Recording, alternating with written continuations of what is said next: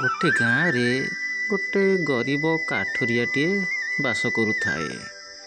परिवार कहले सीए आउ ता स्त्री बहुत वर्ष हो गलानी, हेले माँ कोଳରେ छुआटिए नथिला।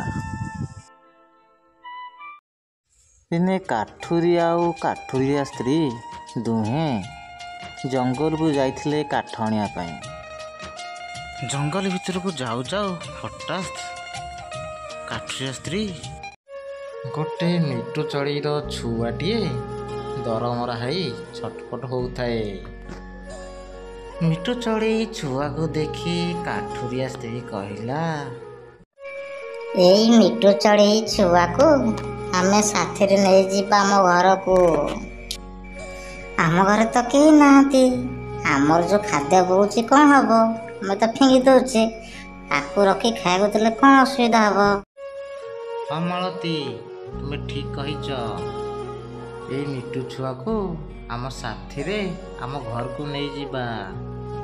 ए विपद समय रे मिटु छुआ को आम पाखरे रखिबा उचित।